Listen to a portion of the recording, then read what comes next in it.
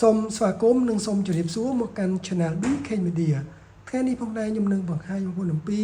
វិធីប្រើប្រាស់ជាមួយនឹងប្រភេទពួក Smart Key ដែលមានប្រភេទពួក2ប៊ូតុងរបស់ក្រុមហ៊ុន Honda ដោយក្រុមហ៊ុន Honda មានប្រភេទពួក Smart Key មានប្រភេទពួក2ប៊ូតុងនិង3ប៊ូតុងបាទអញ្ចឹងប្រភេទពួក2ប៊ូតុងមានដូចជាប្រភេទពួក Honda Click Honda Vario Honda ADV Honda Winner Honda Scoopy Honda Air Black Honda PSH Honda Giorno ជាមួយនឹងបាទ MSX ចឹងទៅបាទចឹងប្រភេទពួកនោះឲ្យតែមានប្រភេទពួក Honda ដែលប្រើ Smart Key 2ប៊ូតុងគឺខ្ញុំបង្ហាញថ្ងៃនេះពីរបៀបប្រើវាបាទអញ្ចឹង Smart Key នៅពេលដែលបងប្អូនកាន់ដូច្នេះវាមានការចម្លងពីម៉ូតូបាទមកកាន់ Smart Key នេះគឺចម្ងាយបាទយ៉ាងឆ្ងាយបំផុតគឺបានត្រឹមតែ2ម៉ែត្រទេបាទចម្ងាយដែលវាចម្លងបាទមិនមែនចម្ងាយយើងចុចបញ្ជាទេយើងចុចបញ្ជាបានឆ្ងាយប៉ុន្តែចម្ងាយចម្លងមកកាច់សោនេះគឺបានរហូតដល់ទៅ2ម៉ែត្រយ៉ាងឆ្ងាយបំផុតបាទចំពោះសោនេះគឺមានកន្លែងរូបសញ្ញាសោបាទរូបសញ្ញាសោមួយជាមួយនឹងរូបកន្លែងនេះរូបម៉ូតូរូបដូចជាអាឡាមសញ្ញាអាឡាមចម្លងនេះបាទអញ្ចឹងកន្លែងពីរនេះខ្ញុំនឹងបង្ហាញបងប្អូនអំពីចំណុចទាំងអស់នេះបាទអញ្ចឹងហើយជាមួយនឹងសញ្ញាភ្លើងនៅលើ Smart Key នេះតើវាមានមុខងារអ្វីនៅពេលពណ៌ក្រហមជាមួយនឹងពណ៌បៃតងអញ្ចឹងខ្ញុំសូមបង្ហាញមុននៅពេលដែលបងប្អូនចុចសញ្ញាមានពណ៌ក្រហមដូច្នេះបានន័យថា Smart Key ដែលប៊ូតុងខាងក្រោមយើងក្រហមនេះគឺវានឹងលែងភ្ជាប់ជាមួយនឹងម៉ូតូហើយបាទបានន័យថាយើងមិនអាចបញ្ជាកាច់ Smart Key បានទៀតទេបាទបានទៀតទេមួយទៀតប៊ូតុងខាងលើនេះបាទប៊ូតុងខាងលើនេះគឺជាប៊ូតុងសំឡេងទៅពេលដែលយើងចុចម៉ូតូឥឡូវខ្ញុំបើកឲ្យលឺវិញសិនបាទខ្ញុំចុចម៉ូតូបាទលឺសំឡេងតិចបើសិនជាខ្ញុំចុចឲ្យជាប់បាទចេញសញ្ញាក្រហមបាទម៉ូតូនៅពេលដែលយើងចុចបាទនេះវាលោតដែរប៉ុន្តែវាអត់មានសញ្ញាសំឡេងតិចដូចមិញទេបាទនេះបាទអត់មានសញ្ញាសំឡេងទេតែបើយើងចង់ឲ្យលឺសំឡេងនឹងវិញយើងចុចឲ្យវាចេញពណ៌ទឹកគ្រូវិញមកសំទុះពណ៌បៃតងវិញមកបាទលឺវិញហើយចុចគឺយើងលឺបាទនេះបាទអញ្ចឹងបើយើងអត់ចង់លឺសំឡេងទៀតរំខានគឺយើងចុចផ្ដាច់ចោលមកឲ្យចេញពណ៌បាទពណ៌ក្រហមបាទអញ្ចឹងគឺយើងចុចបានដូចគ្នាប៉ុន្តែវាអត់មានបាទលឺសំឡេងជាមួយនឹងបាទសំឡេងអាឡាមទេបាទស្ងាត់សំឡេងបាទអញ្ចឹងនេះគឺជា2ចំណុចចំណុចចំណុចទី3តកតងជាមួយនឹងកន្លែងសញ្ញាដែលយើងចង់ផ្ដាច់ key មិញនេះគឺមានសារៈប្រយោជន៍ដែរឧទាហរណ៍តាមម៉ូតូបងប្អូន Smart Key ចិត្តទុកនៅចិត្តម៉ូតូនៅពេលដែលកូនបងប្អូនលេងឬក៏ណាម្នាក់ចង់លេងម៉ូតូធ្វើឲ្យរំខានគឺបងប្អូនអាចផ្ដាច់សញ្ញាសោនឹងបានបាទប៊ូតុងខាងក្រោមនេះចុចវាជាប់ឲ្យចេញសញ្ញាក្រហមមកបាទអញ្ចឹងកូនក្មេងឬក៏អ្នកពឹសក្មេងដែលលេងគឺវាអាចកាច់បានទេបាទគឺយើងផ្ដាច់សោហើយអញ្ចឹងវាអាចបាទលេងទៅជា play ក៏លឺដែរបាទអញ្ចឹងដោយសារ Smart Key ជាមួយនឹង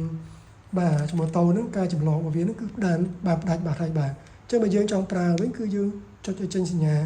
បៃតងមកគឺវាដំណើរការវិញហើយបាទអញ្ចឹងនេះគឺជាបាទចំណុចទី1ទី2ដែលយើងប្រើជាមួយនឹងប៊ូតុងនេះបាទប៊ូតុងនេះចំណែកឯតកតងជាមួយនឹងយើងចង់ចាក់ឡុកម៉ូតូនេះឲ្យលឺបាទនៅពេលដែលលោតភ្លើងកន្លែងនេះបាទក្រហមផ្លែតនេះបានន័យថាម៉ូតូបើសិនជាមានប៉ះបាទបើសិនជាមានប៉ះកាច់ឬក៏ចោលចង់លួចជាងទៅធ្វើឲ្យម៉ូតូនេះនឹងរោបាទរោបើសិនជាយើងអត់ចុចប៊ូតុងផ្ដាច់នេះវិញទេវានឹងរោរយៈពេល1នាទីវានឹងផ្ដាច់ចោលបាទបើសិនជាចោលគាត់នៅតែប៉ះនៅតែទៀតវានឹងរោបន្តទៅទៀតបាទរោបន្តទៀតគាត់ប៉ះទៀតវារោទៀតបាទវារោទៀតអញ្ចឹងយើងមិនបាច់ភ័យថាយើងចុចសញ្ញាក្រហមទៅអស់អង្គុយទេនៅពេលដែលយើងចុចម៉ូតូលោតសញ្ញាអាឡាមទុកចោលបាទវាផ្លែទៅបើសិនជាម៉ូតូនឹងអត់មានអ្នកប៉ះគឺវានឹងផ្ដាច់អាឡាមនេះហើយបាទប៉ុន្តែបើសិនជាចោលគាត់មូមិនម៉ូតូទៀតឬក៏អ្នកផ្សេងក៏ចង់សេរីម៉ូតូផងទៀតប៉ះទៀតវានឹងលឺទៀតបាទនឹងលឺទៀតបាទនេះគឺជាការឡុកសោដើម្បីឲ្យចេញសញ្ញាក្រហមនៅលើនេះបានន័យថាយើងកំពុងតែចាក់សោ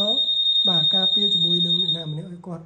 កុំឲ្យគាត់លេងម៉ូតូនឹងមិនរោសញ្ញានឹងបាទអញ្ចឹងបើសិនជាយើងចង់ផ្ដាច់សញ្ញានឹងវិញគឺបងប្អូនចូលមកចិត្តម៉ូតូបងប្អូនកាច់សោសំទោសបាទខ្ញុំដែលចូលមិនសិនខ្ញុំគ្រាន់តែកាច់ណាមួយសញ្ញាសោវាលែងមានលោតបាទកន្លែងនេះក្រហមផ្លែតហើយបានន័យថាកាច់ទៅគឺវាអត់មានរោអាឡាមទេបាទរោអាឡាមទេតែបងប្អូនចង់រោអាឡាមបងប្អូនគ្រាន់តែចុចបាទចុចប៊ូតុងនេះមួយមកបាទចុចមកគឺវានឹងចាប់ដើមលោតនេះបាទនេះលោតក្រហមផ្លែតនេះបាទនេះវាមានន័យថាអាឡាមម៉ូតូនឹងកំពុងតែធ្វើការបើសិនជាមានប៉ះបាទនឹងរោអញ្ចឹងបាទមានប៉ះបើសិនយើងចង់ផ្ដាច់ យើងចុចចោលក៏បានចុចអាប៊ូតុងកាលីនេះក៏បានដាច់បាទស្នើប៉ះឲ្យរោទៀតយើងចុចមកបាទដាច់បាទហើយបាទអញ្ចឹងនេះគឺជាវិធីបាទធ្វើការចាក់បាទសាវឲ្យរោបាទនៅពេលដែលចង់ការពារចោលឬក៏ណាម្នាក់ដែលធ្វើការប៉ះម៉ូតូបងប្អូនបាទអញ្ចឹងបើសិនយើងចង់ផ្ដាច់សញ្ញានឹងក្រហមនឹងចោលវិញដូចខ្ញុំនិយាយអញ្ចឹងគឺបងប្អូនមកជិតម៉ូតូមកហើយកាន់ smart key មកជាមួយគ្នាបាទគាត់តែកាច់ឲ្យនឹងតិចមកបាទដើម្បីឲ្យវាផ្ដាច់ជាមួយនឹងកន្លែង load ក្រហមផ្លែតនេះបាទនេះគឺជាការបង្ហាញជាមួយនឹងការប្រើ smart key បាទប្រភេទពួកពីរប៊ូតុងបាទដើម្បីឲ្យបាទយើងចេះប្រើទៅមានប្រសិទ្ធភាពបាទមានការបង្ហាញទៅលោកខុសឆ្គងសូមខន្តីអភ័យទោស Channel BK Media ផងហើយសូមជួយ Subscribe Channel BK Media ផងដើម្បីទទួលបានវីដេអូថ្មីៗបន្តទៀតសម្រាប់បងប្អូនអ្នកដែលគាត់តបានជួយ Subscribe នោះបាទសូមជួយ Share វីដេអូនេះបន្តផងដើម្បីឲ្យអ្នកដែលគាត់ទិញម៉ូតូប្រភេទពួក Honda ដែលមានប្រភេទពួក Smart Key ប្រភេទពួកពីរប៊ូតុងចេះឲ្យគាត់ចេះប្រើទាំងអស់គ្នាផងបាទជាចុងក្រោយសូមជម្រាបលាបងប្អូន